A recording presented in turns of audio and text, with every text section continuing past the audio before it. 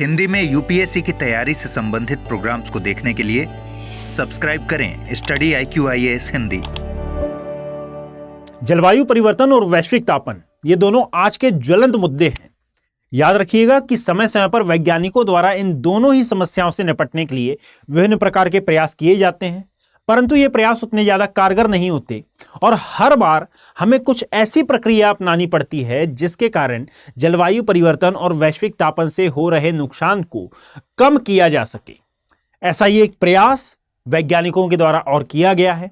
और बेसिकली अभी ये सफल नहीं हुआ है, परंतु हाँ, किए जाने का दावा अवश्य हुआ है और ये बहुत हद तक पृथ्वी का जो ऊष्मन है इसको कम कर सकता है। यानी कि सीधे शब्दों में कहा जाए तो पृथ्वी को ठंडा रखने में एक महत्वपूर्ण भूमिका निभा सकता है। नो डाउट कि पृथ्वी को ठंडा रखने के लिए बहुत ज्यादा आवश्यक होता है वृक्षारोपण करना, कार्बन डाइऑक्साइड के उत्सर्जन को कम करना, या फिर सामान्य शब्दों में कहा जाए तो ग्रीन हाउस गैसों के उत्सर्जन को कम करना। परंतु मानव अभी अपने स्वार्थपरता के कारण इस ओर ध्यान नहीं दे रहा है। अर्थात वैज्ञानिक ध्यान दे रहे हैं, परंतु जो सामान्य मानव है, अर्थात जो आम लोग हैं, आम जनता है, यह जलवायु परिवर्तन के दुष्प्रभाव को अभी भांप नहीं पाई है और इसीलिए मानव लगातार अपनी स्वार्थपरता के चलते वृक्षों की लगातार कटाई कर रहा है। इंडस्ट्रियलाइजेशन के कारण कार्बन उत्सर्जन बढ़ रहा है, ग्रीन हाउस गैसों का परसेंटेज बढ़ रहा है और ये तमाम एक्टिविटीज कहीं ना कहीं जलवायु परिवर्तन और वैश्विक तापन जैसे ज्वलंत मुद्दों को और अधिक ट्रिगर कर रही हैं, जो कि आने वाले समय के लिए बहुत ही ज्यादा दुष्प्रभावी हो सकता है। और इसके लिए इतने बड़े बड़े मुद्दे हो रहे हैं, इतने बड़े बड़े सम्मेलन हो रहे हैं, कॉन्फ्रेंस ऑफ पार्टीज हो रही हैं और इसमें 13x30 जैसे लक्ष्य भी निर्धारित किए जा रहे हैं। कारण यह है कि जलवायु परिवर्तन कहीं ना कहीं बायोडाइवर्सिटी और कहीं ना कहीं ह्यूमन जो स्वास्थ्य होता है, मानव को जो स्वास्थ्य है, इस पर भी नेगेटिव इंपैक्ट डाल रहा है। इसी का हल खोजने के लिए हाल ही में वैज्ञानिकों ने एक सम्मेलन किया, एक रिसर्च की और रिसर्च में पाया है कि कहीं ना कहीं ये डायमंड के जो चूर्ण है, या फिर मैं यूं कहूं कि जब डायमंड को पीसा जाएगा लगभग 500 मिलियन टन यदि हीरे का चूर्ण तैयार किया जाए और इसको वायुमंडल में फैला दिया जाए, विस्तृत कर दिया जाए, तो ये कहीं ना कहीं सूर्य से आने वाले जो प्रकाश है इसे परावर्तित कर सकता है, जिसके कारण पृथ्वी का ऊष्मन घट सकता है और इसके कारण होने वाला जो ग्रीन हाउस प्रभाव है, अर्थात जिसके कारण बेसिकली पृथ्वी का जो हीट बजट है इसमें वृद्धि होती है। तो कहीं ना कहीं परावर्तन की प्रक्रिया अपनाकर यह हीरे का चूर्ण पृथ्वी के ऊष्मन को नियंत्रित कर सकता है, अर्थात पृथ्वी को ठंडा किया जा सकता है। अब किस प्रकार से यह महत्वपूर्ण भूमिका निभाता है, आएंगे उस टॉपिक पर, परंतु याद रखें कि यह न्यूज़ है, ये मैं अपने मन से नहीं बोल रहा हूं, ये पेपर की कटिंग है, आप यहां पर देख सकते हैं, जिसमें हेडलाइन है कि वैज्ञानिक पृथ्वी को ठंडा करने के लिए लगभग 5 मिलियन टन हीरे के चूर्ण को डालना चाहते हैं। और ये क्यों है, तो इसको आप दूसरी स्लाइड के अनुसार समझ सकते हैं कि भाई जस्ट अ सेकेंड, यहां पर जब आप आएंगे तो यहां पर एक प्रश्न भी उठता है कि क्या हीरे के चूर्ण से वैज्ञानिक वायुमंडल को ठंडा कर सकते हैं, और यदि ठंडा कर सकते हैं तो कैसे, और यदि ऐसा हो गया है ना, अभी तक तो ये केवल और केवल सोचा गया है, और यदि ये ऐसा हो जाता है तो वर्तमान में जितने भी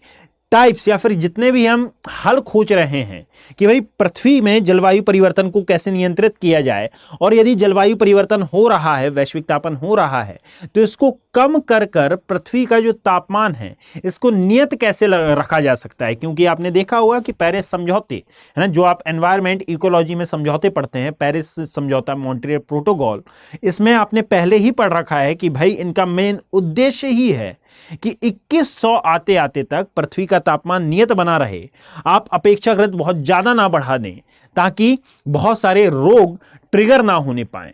तो इसी को एक प्रकार से कंट्रोल करने के लिए यह नवोन्मेषी समाधान हो सकता है, अर्थात बिल्कुल फ्रेश मॉडल ये हो सकता है और यह बहुत ज्यादा कारगर भी हो सकता है। कारण यह है कि यह 3D जलवायु मॉडल जो कि निकाला गया था, यानी कि एरोसोल की तुलना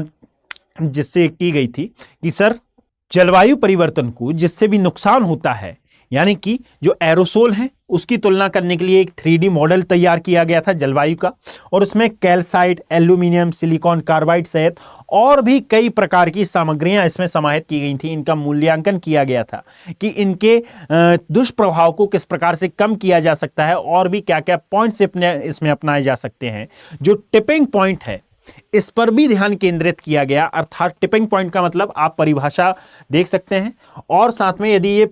PDF डाउनलोड करना हो तो आप geography bye Abhishek Kumar Telegram channel से इसको डाउनलोड भी कर सकते हैं। परंतु याद रखें कि यदि हम टिपिंग पॉइंट का डिस्कशन करते हैं तो सामान्य भाषा में टिपिंग पॉइंट का अर्थ कि भाई यदि छोटे छोटे परिवर्तन हो रहे हैं तो कोई समस्या की बात नहीं होती है, परंतु यदि छोटे छोटे परिवर्तन एक विशाल परिवर्तन को ट्रिगर करते हैं, एक विशाल परिवर्तन के लिए जिम्मेदार हो जाते हैं, तो इसे कहा जाता है टिपिंग पॉइंट। यहां पर देखें कि वह बिंदु जिस पर छोटे छोटे परिवर्तन या घटनाओं की एक श्रृंखला इतनी महत्वपूर्ण हो जाती है कि वह एक बड़े और अधिक महत्वपूर्ण परिवर्तन का कारण बन जाती है, और यही कहलाता है टिपिंग पॉइंट वाला कॉन्सेप्ट। जो फिजियोलॉजिकल रिसर्च लेटर है इसने एक अध्ययन में पाया है कि ये जो हीरे का चूर्ण है ये पृथ्वी को ठंडा करेगा, यानी कि इस रिसर्च में यह बात कही गई है। साथ में जो जलवायु वैज्ञानिक हैं, जो मौसम विज्ञानी हैं यानी कि क्लाइमेटोलॉजिस्ट हैं, है ना, और साथ में जो पृथ्वी वैज्ञानिक हैं, इनका एक संस्थान है, इनका एक बहु संस्थान टीम है, और इसने बेसिकली यह 3D मॉडल तैयार किया था, और इस 3D मॉडल में ये विभिन्न प्रकार की रिसर्च कर रहे थे, और रिसर्च में यह बात सामने आई है कि ग्लोबल वार्मिंग से निपटने के लिए यह बहुत अधिक हद तक कारगर हो सकता है। और इसका मेन कारण क्या है? क्योंकि ये जो हीरे के कण हैं ये सूर्य से आने वाले प्रकाश और साथ में गर्मी को परावर्तित कर देते हैं, और साथ में याद रखिएगा कि ये वायुमंडल में इकट्ठा भी नहीं होते, यानी कि वायुमंडल में बहुत अधिक समय तक ये जमे भी नहीं रहते हैं, यानी वायुमंडल में बहुत जल्दी ये विलीन हो जाते हैं, बहुत जल्दी ये समाप्त हो जाते हैं, और साथ में ये परावर्तन का भी काम करेंगे। अर्थात शायद आप जानते होंगे कि पृथ्वी का ऊष्मन किस प्रकार से होता है। सूर्य से आने वाला प्रकाश जब पृथ्वी पर आता है तो ये विभिन्न प्रकार की परतों से टकराता है, यानी कि सर यहां पर हो सकता है कि ये क्लाउड से टकराए, अर्थात सूर्य से आने वाला जो प्रकाश है जब यह पृथ्वी पर आपतित होता है या फिर पृथ्वी पर पहुंचता है तो यह विभिन्न घटकों से टकराकर यह परावर्तित होता है। अब ये क्या क्या हो सकते हैं? तो भाई वायुमंडल में मौजूद ये बादल भी हो सकते हैं, वायुमंडल की विभिन्न परतें भी हो सकती हैं, है ना, जैसे क्षोभ मंडल, समताप मंडल, ये विभिन्न परतों से टकराकर परावर्तित होता है, और इसमें से बहुत कम % को पृथ्वी अपने अंदर एब्जॉर्ब कर पाती है, और जितना एब्जॉर्ब करती है उसके कारण पृथ्वी का ऊष्मन प्रारंभ होता है, और इसी ऊष्मन के कारण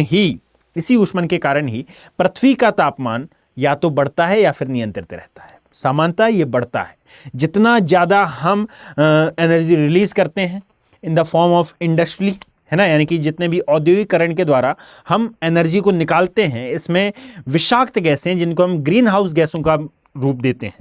नाम देते हैं, ये बहुत ज़्यादा रहती हैं, और जब ये ग्रीन हाउस गैसें वायुमंडल में विलीन होती हैं या फिर वायुमंडल में चारों ओर घूमती हैं तो रात के समय पृथ्वी इसी हीट को जब वापस से वायुमंडल को लौटाती है तो इसके परिणाम स्वरूप यह ग्रीन हाउस गैसें इस ऊष्मन को या फिर इस ऊष्मा को थोड़ी देर के लिए वायुमंडल में रोक कर रखती हैं, पश्चात उसके ये वापस से अंतरिक्ष में छोड़ देती हैं। अब ये पूरी प्रक्रिया में यदि ग्रीन हाउस गैसों का % बढ़ रहा है तो यही मेन कारण बनता है वैश्विक तापन का, और इसे ही कंट्रोल करने की मेनली बात चल रही है इस हीरे के चूर्ण के द्वारा, और ये सफल यदि हो जाता है तो ये बहुत बड़ी एक उपलब्धि मानी जाएगी। कारण ये है क्योंकि वर्तमान में बहुत बड़े बड़े संगठन इस पर काम कर रहे हैं, इवन यूनाइटेड नेशन भी इसके बारे में बातचीत करता है, और लगातार ये विभिन्न देशों को संकेत देता है, और साथ में विभिन्न प्रकार के ये सम्मेलन करता है कि सर जलवायु परिवर्तन को कंट्रोल किया जा सके, है ना, और वैश्विक तापन को भी कंट्रोल किया जा सके, और इसका डायरेक्ट असर पृथ्वी के ऊष्मन से संबंधित है। और यदि ऐसा हो जाता है कि भाई हीरे के चूर्ण के द्वारा आप पृथ्वी को ठंडा रखने में हेल्प पा सकते हैं, तो ये अभी तक मानव द्वारा खोजी गई सबसे बड़ी उपलब्धियों में गिना जाएगा। अब देखना यह है कि आगे ये क्या रूप लेता है और आगे इस पूरे अध्ययन में क्या पॉइंट्स निकल कर आते हैं। और यदि ये पॉइंट्स निकल कर आए तो मैं दावे के साथ कहता हूं कि ये पूरा टॉपिक आपके यूपीएससी पॉइंट ऑफ व्यू के हिसाब से काफी इंपॉर्टेंट होगा। अभी ये न्यूज आई है तो ये अभी आपके प्री के पॉइंट ऑफ व्यू से काफी इंपॉर्टेंट होता है, जो करंट बेस्ड आपका चैप्टर रहेगा। पश्चात इसके आप सभी एक बात ध्यान रखिएगा भाई कि दीपावली के अवसर पर और खासकर उन अभ्यर्थियों के लिए जिनका भी टारगेट 2025 के यूपीएससी एग्जाम को क्वालिफाई करने का है, उनके लिए फाउंडेशन बैच स्टार्ट हो चुके हैं। कारण यह है कि भाई बहुत कम दिन बचे हैं 2025 के यूपीएससी प्री के लिए, तो बहुत कम दिनों में, लगभग 215 दिनों में यहाँ पर पूरी तैयारी आपको कराई जाएगी। फास्ट ट्रैक ये बैचेस हैं। आप नीचे कमेंट सेक्शन में जो लिंक है वहां पर क्लिक करके ऑफिशियल वेबसाइट को विजिट कर सकते हैं। AKB लाइव कोड का यूज करें और इन बैचेस का पार्ट बने, जिससे आप अपनी यूपीएससी की जर्नी को एंश्योर कर सकें, अपने सिलेक्शन को एंश्योर कर सकते हैं। यदि वीडियो पसंद आया हो तो इसे शेयर करने का कष्ट करें। मिलते हैं अगले ही वीडियो में। हिंदी में यूपीएससी की तैयारी से संबंधित प्रोग्राम्स को देखने के लिए सब्सक्राइब करें स्टडी IQ IAS हिंदी।